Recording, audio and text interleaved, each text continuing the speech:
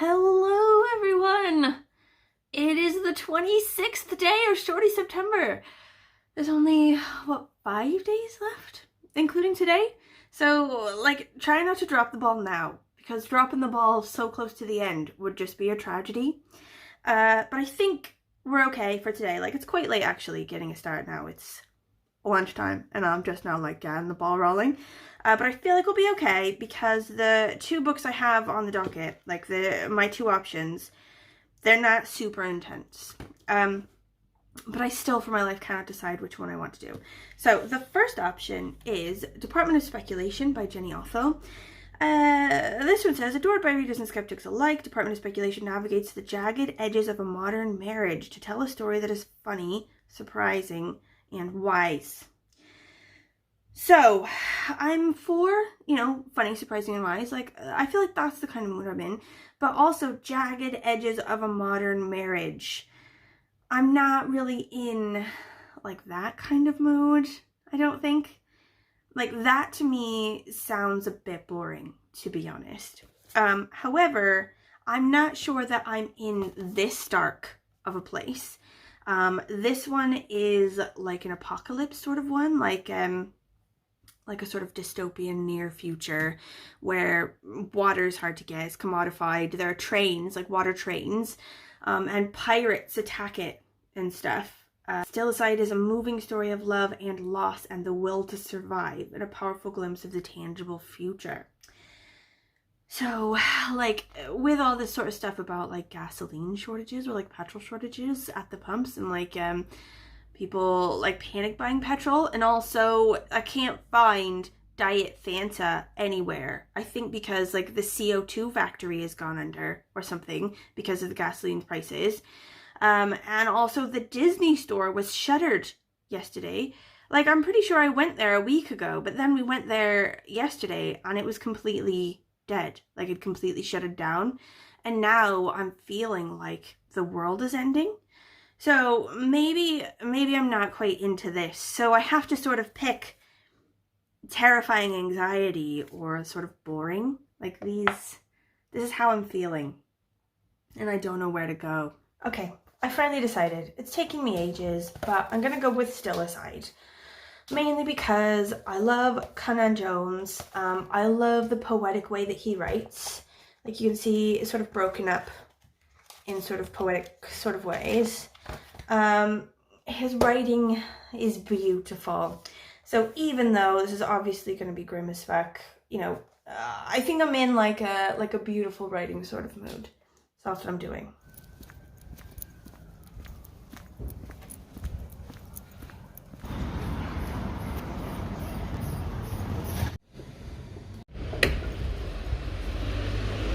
Okay, minor book haul, right? The best thing about Shorty September has been getting through so many books that I found loads of really good ones, and some of them are part of a series or whatever. So in reading The Prince's Pen, I rediscovered my love of the Mabinogi series or whatever, so I've got another one of those. Fleer David, The White Trail. Life is tough for Khalid after his heavily pregnant wife vanishes in a supermarket one wintry afternoon, and his private eye cousin Arthur doesn't appear to be helping much.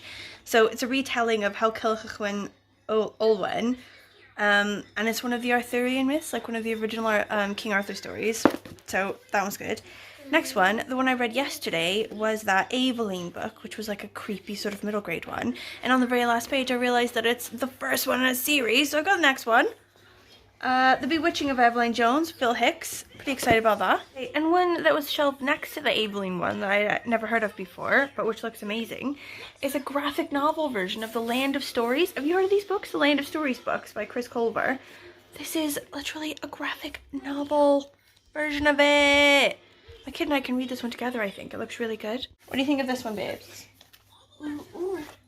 Open it up, look. Whoa. It's a sort of Goldilocks, fairy tale type thing, but with superheroes and stuff. Whoa. That's good, huh? And little mice. And princesses, look. Whoa, and look. Okay, so this book is really good so far, but grim, I thought. And I can tell it's just gonna get worse. But looking back, so from reading the bit that I've read, we're sort of being introduced to a bunch of different people in like snippets, you know, like each chapter we like meet someone different and find out their circumstances. And I'm looking back at the back.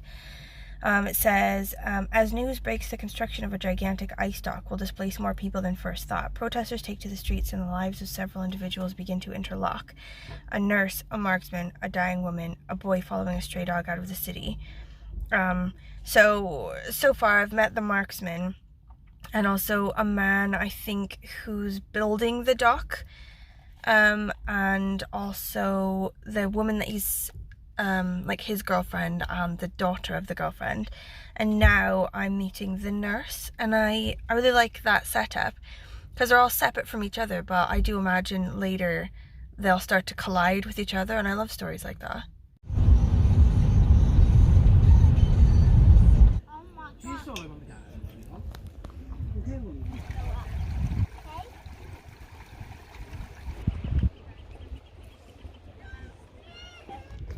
This is Iron Land.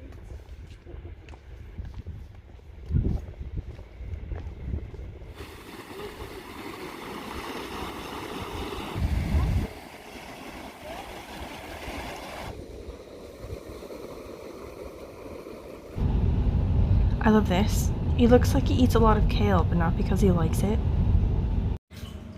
Lol, this one too. Seeing a broken umbrella in the bin, knowing someone has given up. Do y'all know that thing on TikTok where like people who have frizzy, poofy hair are finding out that they've actually naturally had curly hair their whole lives, but were never told and didn't understand? So they've been like just brushing it and it's been like poofing, and then they do all this stuff with it, like scrunch it and like do it with like curly hair products, and then it just like curls and they find out they have curly hair. Like, is that me? Does anyone know anything about this? And like, is that me? If I was to buy this expensive curly hair stuff and do it, would I find that my hair is actually like naturally sort of curly-ish? Or is it not quite like poofy enough, like poofy and frizzy enough, and it's just hair that's naturally poofy and frizzy? Like, does anyone know about this? Like, talk to me about this. Like, my hair doesn't look like their hair because I have long hair, I feel. So all of the people that have been doing it on TikTok, they have like relatively short hair, and you can tell that it goes pff, you know, whereas mine like holds it down a bit. It's only at the bottom it goes pff, you know, it's like very frizzy and like, I don't know, and I've just always had that, but maybe that's just actually what I have, and I'm not actually naturally curly. I don't know. Anyway, I did not turn the camera on to talk about that. I just sort of saw myself in the thing and had thoughts about that. What I actually came to say is I finished this book and it was good. I really enjoyed it. It was very grim, mind, and also I'm a bit confused about the ending. Like, I thought it was going to be a certain thing the whole way through to the end, and now I'm confused and not sure. Did anyone read this book? And who is like shot? Who has been shot by the guy? Okay, I thought it was a certain person, but now I'm confused. So because of all the confusion, and because I'm not able to sort of solidly say how this has ended, I'm knocking it down a star to 4 stars. But otherwise, it's an amazing book. I think Conan Jones is a brilliant writer.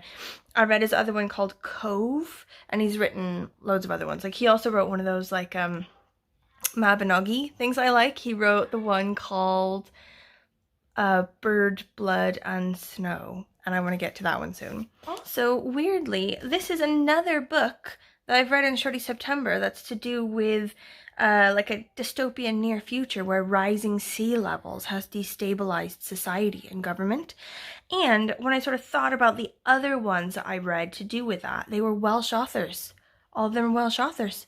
I think Welsh authors are a bit obsessed, to be honest, and fair play to them, because I think Cardiff is on one of these lists that's most likely to be like dangerously affected by shrinking ice caps. I think it was something like 2050 or something. There's this map. By 2050, half of Cardiff will be underwater or something ridiculous like that. So, you know, fair play to them. And this book mainly, like, despite being about rising sea levels is also about people not having enough water, and saying sort of like, oh, we're an island, we're surrounded by water, and it's encroaching on us, you know, in a dangerous way. But desalination is too sort of prohibitive, cost prohibitive, takes too much energy. We would not be able to use it to give the necessary amount of water to the millions of people that live on the island. So anyway, that was super interesting. Absolutely gorgeous writing. I loved that all the characters were sort of like linked to each other in subtle ways. But yeah, no idea what has happened at the end exactly, and I wish I did know that. Okay, so after reading this super grim but gorgeous book, I feel like I need to read something tomorrow that's uplifting. You know, Mondays already cause me anxiety. Like, I don't need any more anxiety on a Monday. So I want to, you know, something upbeat. I want something good to go. But then I was looking at my books, and that is not what I'm drawn to, obviously, because I literally sort of going down my whole list. I've got something like maybe 20 or 30 Shorty books I'm looking at. Really none of them were particularly uplifting. So I found these potential 3. I'll pick one of these for tomorrow, really. Okay, so first one, Things That Are by Amy Leach. This one I saw from Sarah at Your True Shelf, and she said it's just like cute little facts about animals. You know, like quirky, you know, cute life-size bits of facts, you know, about nature and the natural world, which sounds uplifting. And then this one, The Reason I Jump, by Naoko Hikishida, which my Aunt Jean has said is really good and that I should read. And this one does sound very uplifting. It's about a boy with autism who basically teaches himself to communicate through like a grid pattern type thing, and just sort of like lets us into the world of a person with autism, which sounds very, you know, lovely and uplifting. And then the next one I would choose right now if I didn't feel to myself like it's a bit of a cheat. Okay, I don't know why. I don't know why I feel like Shorty September has rules. like Bert didn't just create this out of nothing and ask me to help out. Like, you know, there are no rules. You know, it was created from just brilliance in the air, okay? Also, there's definitely no one enforcing the rules, so I don't know why I feel like I need to like stick to some sort of thing. But Thames Mudlarking, Searching for London's Lost Treasures looks brilliant, and I really want to read it. It's like loads of crap that this guy found in the Thames, okay? Like medieval crap, ancient crap, Roman crap, you know, just crap from the 21st century that's super interesting, you know. And it is, to be fair, it is 100 pages long. And some of the books that I have read for September have been 100 pages. The only thing is that obviously it's got loads of pictures as well, doesn't it? So 100 pages with loads of pictures is more like 50 pages, isn't it? Like, it's a bit of a cheat, but I'm putting it in there anyway because depending on how, like, what frame of mind I wake up in tomorrow, I may need this to save me. Right. Thank you for watching. I have to go do a bit of, like, YouTube maintenance now, catch up on videos I've missed. Like, loads have popped up today, particularly, that I feel like I desperately need in my life for my mental health. Also, I have not gotten to various comments and things for days and days. But anyway, thank you for watching. If you have any questions, comments, concerns, anything for me, please leave them below, and I will definitely get to that hopefully sometime soon. Maybe not today or tomorrow, but soon. Okay, bye, see you tomorrow, bye.